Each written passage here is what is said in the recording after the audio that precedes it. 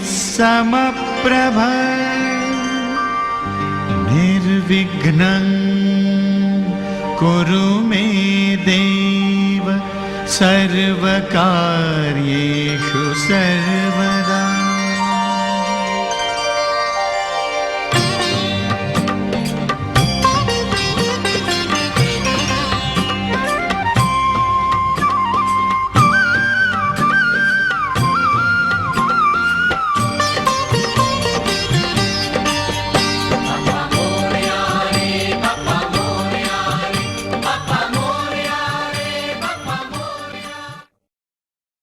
श्री गणेश इस शब्द में ही आस्था का विराट केंद्र है। आज हम इस विराट केंद्र को नमन करते हुए श्री गणेश के विराट संसार की ओर आपको ले चलते हैं। बहुत सारे युगों में श्री गणेश ने इस धरती पर आकर लोगों का उद्धार किया। न जाने हर युग में श्री गणेश ने लोगों का उद्धार किया। श्री गणेश के जन्म की कथा भी बहुत अद्भुत है। और अगर हम वराह पुराण के अनुसार देखें तो सर्वप्रथम श्री गणेश के जन्म स्वयं भगवान शिव ने अपने हाथों से उनका निर्माण किया। और जो बड़े तल्लीनता से भगवान शिव श्री गणेश का निर्माण कर रहे थे तो बहुत सुंदर रचना उनके हाथों से बनी और देवताओं में खलबली मच गई कि इतनी सुंदर प्रतिमूर्ति अगर हमारे समक्ष आ गई तो आकर्षण का इतना केंद्र बन जाएगी कि हमारी तरफ जन समूह का ध्यान ही नहीं रहेगा और आकर्षण का केंद्र तो श्री गणेश बन के रह जाएंगे। भगवान शिव उनकी मंशा समझ गए और उन्होंने गणेश का उदर बड़ा कर दिया और उनके सिर पर गजमुख लगा दिया।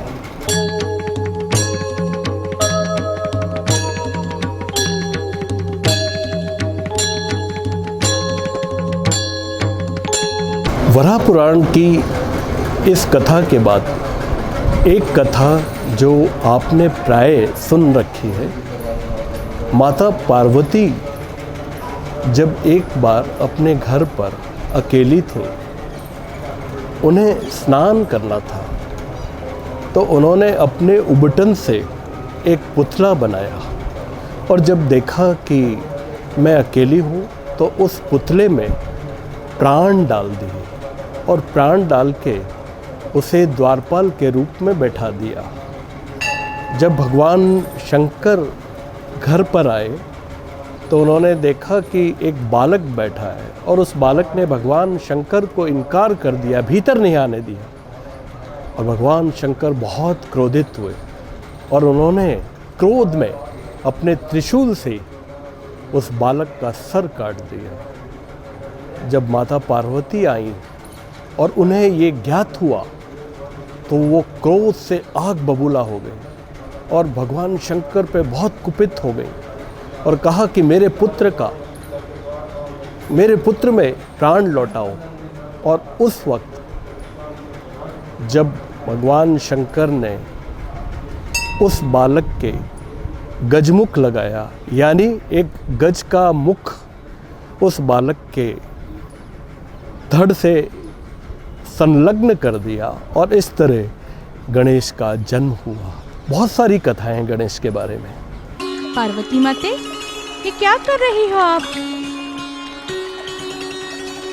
मेरी आंतरिक शक्ति से मैं एक महापुरुष निर्माण करने वाली हूँ।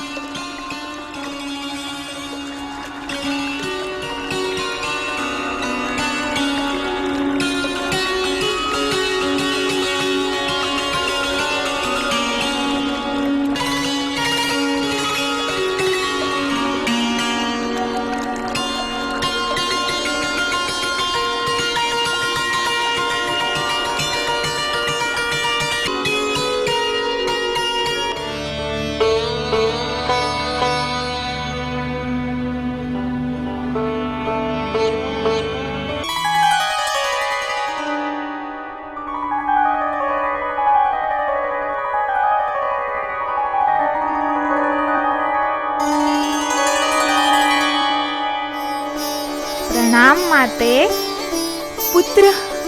माते। गणेश गणेश, कितने नटखट हो तुम। देखो, अभी मेरे स्नान का समय हो गया है और तुम्हारा मेरे रक्षण का और मेरे खाने का। अब पार्वती माता की रक्षा करना। हाँ, मैं किसी को भी अंदर नहीं भेजूंगा। पार्वती, पार्वती! रुको, आप अंदर नहीं जा सकते। क्या तुम मुझे नहीं जानते? आपकी पहचान किस लिए? आप तो गोसावी लगते हो। अभी दूर हट जाओ वरना। नहीं तो क्या करोगे? कुछ भी हो, मैं आपको अंदर बिल्कुल नहीं छोड़ूंगा। अभी दूर हट जाओ वरना परिणाम अच्छे नहीं होंगे।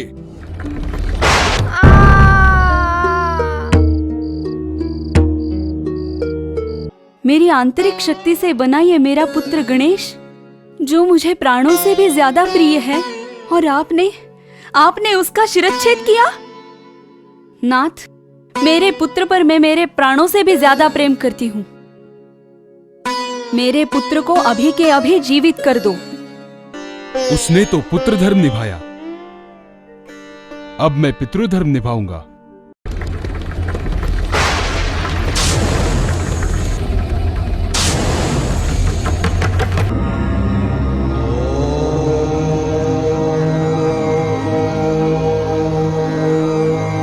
पुत्र गणेश, ये लो तुम्हारा पुत्र। भगवान श्री गणेश की हर प्रतीक के साथ कोई ना कोई पौराणिक कथा जुड़ी हुई है। अब उनकी सवारी पर इतनी सारी पौराणिक कथाएं हैं कि अगर हम चर्चा करें तो शायद एक एपिसोड भी कम पड़ेगा। लेकिन एक चर्चा हम जरूर करना चाहेंगे कि प्राचीन समय में सुमेरु पर्वत पर सौमरी ऋषि रहते थे। सौमरी ऋषि एक बार अब वन में लकड़ियां काटने गए। उनकी पत्नी का नाम मनोमयी था। मनोमयी अति सौंदर्य से लवरेज थी।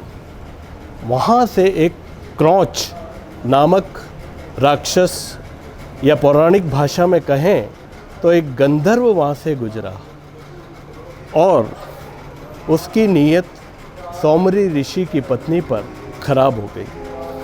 उसने उनका हाथ पकड़ा और उस राक्षस का नाम क्रौच था।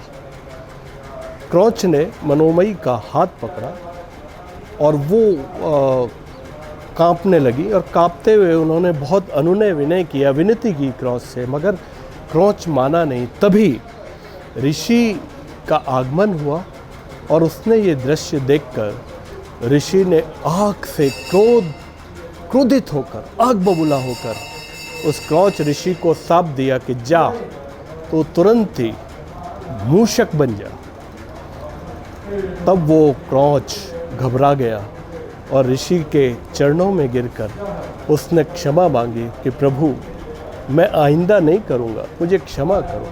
तब ऋषि ने कहा कि श्राप कभी वापस नहीं आ सकता, लेकिन जा, तू जब श्री गणेश का अवतार हो, गणेश के बहुत सारे युग में अवतार हुए, और उन्होंने कहा कि जब द्वापर युग में गणेश का अवतार हो तो तू, मूषक तो उनका आज भी उनके साथ दिखाई देता है, लेकिन उस युग में जब श्री गणेश का अवतार हुआ तो वो डिंक नामक मूषक उनकी सवारी था, और यही क्रौच नामक गंधर्व था जो डिंक नामक मूषक के रूप में श्री गणेश की शोभा बढ़ा रहा। मनोमाया। क्रौच? हाँ, तुम्हारा ये सौंदर्य देख के मेरा मन बहक गया है। अब मैं तुम्हें नहीं छोड़ूंगा। क्रौच, छोड़ो, छोड़ो मुझे। क्रौच, छोड़ दो मुझे। मेरे जैसे पतिव्रता स्त्री की विडंबना करना तुम्हें शोभा नहीं देता। मैं तुम्हारी गुरु पत्नी हूँ। मेरा विनय भंग करके तुम्हारे पाप का घड़ा भर जाएगा। गुरुदेव, आप? नीच, दुष्ट, मेरी पत्नी का, गुरु पत्नी समान पतिव्रता स्त्री का चारित्र्य हनन करते हुए तुम्हें शर्म नहीं आई? क्रौंच, मेरा श्राप है तुम्हें।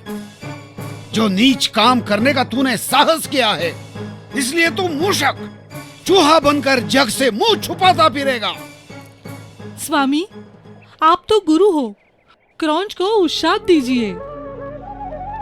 ठीक है क्रौंच, मूषक के जन्म से तुम्हें मुक्ति श्री गजानन की कृपा से मिलेगी। वाहन के रूप में तुम उसकी सेवा करना। एक दंत दयावंत चार भुजाधारी। आपने ये भक्ति से रंगी हुई पंक्ति श्री गणेश के आरती में, भजन में हमेशा सुनी है। उसमें जो एक दंत है, वो एक दंत ही क्यों कहा जाता है, उस पर बहुत सारी कथाएं हैं, लेकिन मैं दो कथा के ज़रूर जिक्र करना चाहूँगा। कि एक कथा तो बहुत लोकप्रिय है कि जब परशुराम भगवान शिव से मिलने हिमालय गए, तब उनके घर के बाहर श्री गणेश विराजमान थे।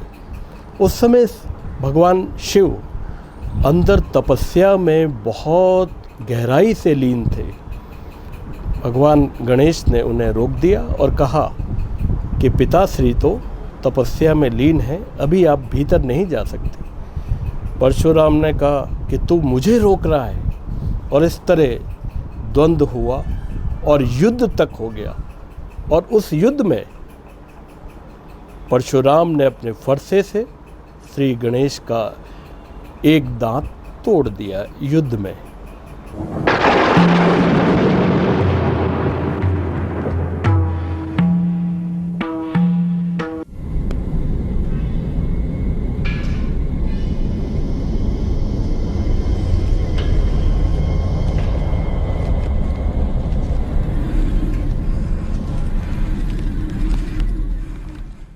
माफ कीजिए, आप अंदर नहीं जा सकते। लगता है यही है वो विचित्र द्वारपाल।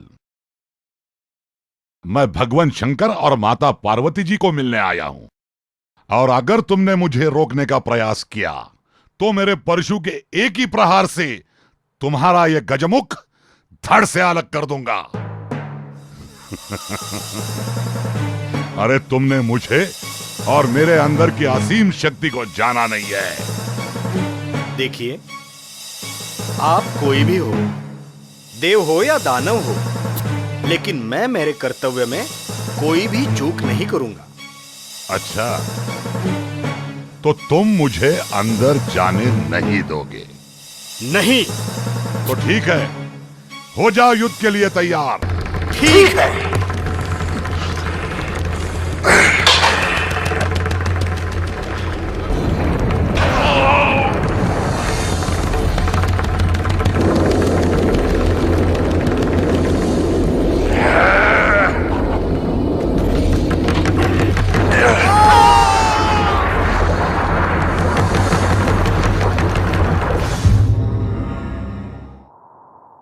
मेरा दंत भले ही टूट जाए, लेकिन हो जाओ तैयार। ठीक है, अभी तुम्हारा शिरच्छेद ही करता हूं। परशुराम। योगी राज। महादेव, आपके दर्शन के लिए आया था, मगर इसने रोक लिया द्वार पर। अरे, मेरे गणेश को क्या हुआ? माते, युद्ध में ऐसा होता ही है, आप चिंता ना करें, मैं क्षेम हूं। माता, मतलब ये हमारा पुत्र गणेश महापराक्रमी है वो। आप नहीं आते तो मेरी जान चली जाती। लेकिन आपके युद्ध में मेरे गणेश का दंत तो। माते, क्षमा कीजिए, मुझसे अपराध हुआ। परशुराम, भूल तुमसे हुई है, गणेश की क्षमा तुम ही मांगो। हे गणेश देव, मुझसे अपराध हुआ है, मुझे क्षमा कीजिए। परशुराम, आपसे कैसा बैर? माता पिता का रक्षण करना यह हर एक पुत्र का कर्तव्य है, और हम हमारा कर्तव्य ही निभा रहे थे। देवा गणेशा, आपका यह व्यवहार सबको हमेशा याद रहेगा।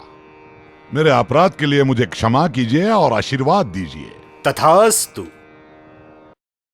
इसी एक दंत की एक कथा ये आती है कि कार्तिकेय भगवान गणेश के बड़े भ्राता थे, और गणेश बचपन में बड़े चंचल थे।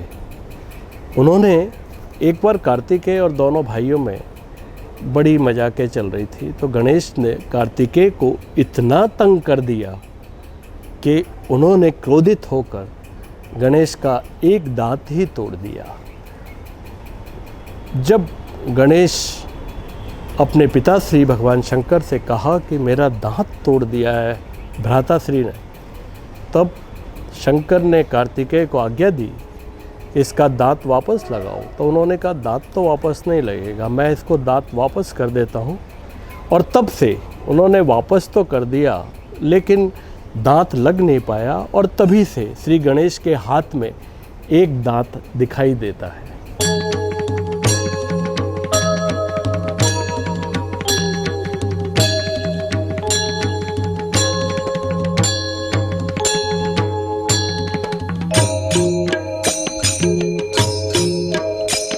एक दंत की एक कथा छोटी सी, उसका मैं अवश्य उल्लेख करना चाहूँगा कि महर्षि वेदव्यास ने जब महाभारत की रचना की तो उन्होंने श्री गणेश से प्रार्थना की कि प्रभु आप मेरे लिए लिखिए। तब श्री गणेश ने स्वीकार तो कर लिया लेकिन एक शर्त रखी कि मैं जब तक लिखूँगा, जब तक पूर्ण ना हो जाए तब तक लगातार लिखूँगा। महर्षि वेदव्यास ने कहा कि ठीक है प्रभु, लेकिन आप हर शब्द मुझसे पूछे बिना नहीं लिखेंगे। तब श्री गणेश ने शीघ्रता से महाभारत लिखने के लिए अपना एक दांत निकाला और उसे कलम बनाकर उन्होंने शीघ्रता से महाभारत की रचना की। तो ये 3 जो पौराणिक उल्लेख हैं वो आज हमने आपको बताए हैं।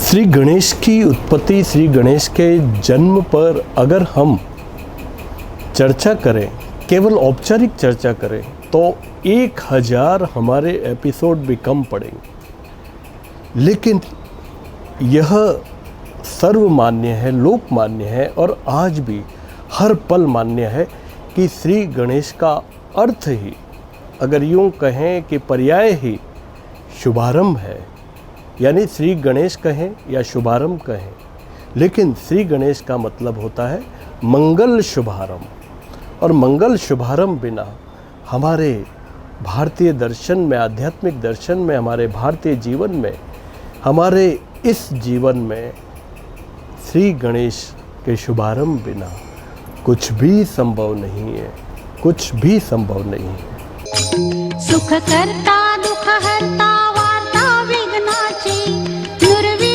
पूर्वी प्रेम कृपा जयाची, सर्वांगी सुंदर उच्च सिंदुराची, कंठी गळती माळ मुक्ता फळांची, जय देव जय देव जय देव जय देव जय मंगल मूर्ती, दर्शन मात्रे मन कामना पूर्ती, जय देव जय देव। रत्न खचित परातीज गौरी कुमरा, चंदनाची ओटी कुमकुम केशरा, हिरे जडित मुकुट शोभतो बरा, ऋणझुणते नूपुर चरणी गागरिया, जय देव जय देव जय देव जय देव जय मंगल मूर्ती, दर्शन मात्रे मन कामना पूर्ती, जय देव जय देव।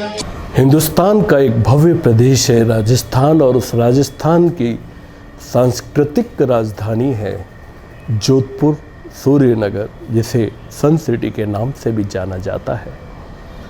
सूर्यनगर चारों दिशाओं में भगवान श्री गणेश के मंदिर से पूरी तरह आच्छादित है। यानी श्री गणेश के प्रति सूर्यनगर के बाशिंदों की, नागरिकों की इतनी श्रद्धा है, इतने स्वरूप, इतनी विविधताएं हैं कि अगर हम उनका उल्लेख करें, चर्चा करें तो बहुत कम समय हमारे पास है। लेकिन सूर्यनगर का एक ऐसा क्षेत्र है जहाँ 1 किलोमीटर के अंदर 4 दिशाओं में श्री गणेश के 4 भव्य मंदिर हैं।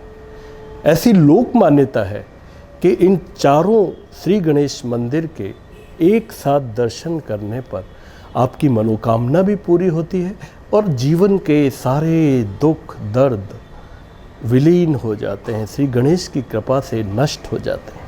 लंबोदर पीतांबर फणिवर बंधना सरला सोंड वक्र तुंड त्रिनयना दास रामाचा वाट पाहे सजना संकटे पावावे निर्वाणी रक्षावे सुरवर वंदना जय देव जय देव जय देव जय देव जय मंगल मूर्ति दर्शन मात्रे मन कामना पूर्ति जय देव जय देव।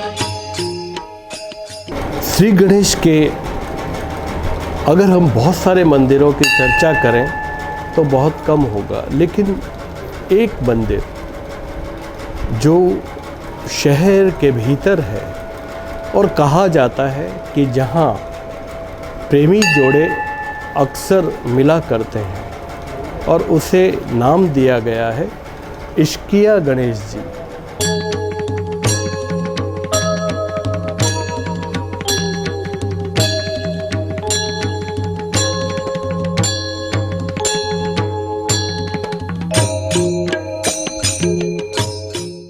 सूर्यनगर की सिद्धेश्वर पहाड़ियों में एक ऐसा श्री गणेश मंदिर है जहाँ के दर्शन करने पर कुंवारे और कुंवारियों का विवाह भी शीघ्र हो जाता है और शहर के हार्ट, शहर के हृदय स्थली कहे जाने वाले सोजती गेट पर भी एक श्री गणेश मंदिर है जिसकी मान्यता बहुत आम है।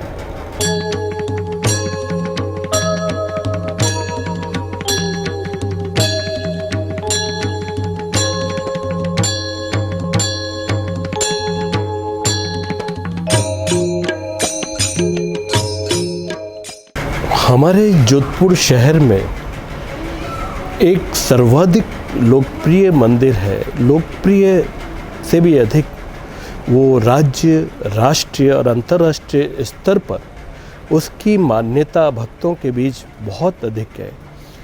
शहर की रातानाड़ा पहाड़ी पर स्थित यह श्री गणेश मंदिर करीब 5 शताब्दियों पुराना है।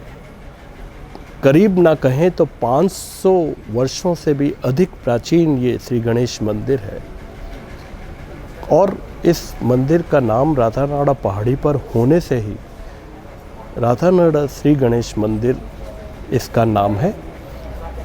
और जब जोधपुर की सबसे बड़ी परिक्रमा भोगी शैल परिक्रमा का प्रारंभ होता है तो श्री रातानाड़ा गणेश मंदिर के दर्शन करके ही यह परिक्रमा प्रारंभ होती है। इसके अलावा भी अगर विवाह समारोह है तो श्री गणेश रातानाड़ा मंदिर से प्रतीक रूप में प्रतिमाएं ले जाने पर उसकी सारी विधि विधान संपन्न होते हैं। अगर नया वाहन है तो श्री गणेश रातानाड़ा मंदिर आवश्यक है।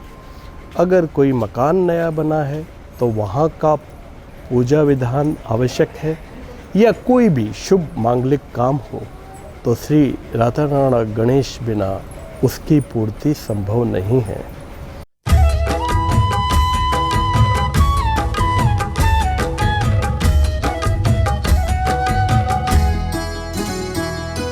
जय गणेश जय गणेश जय गणेश देवा माता जाकी पार्वती पिता महादेवा।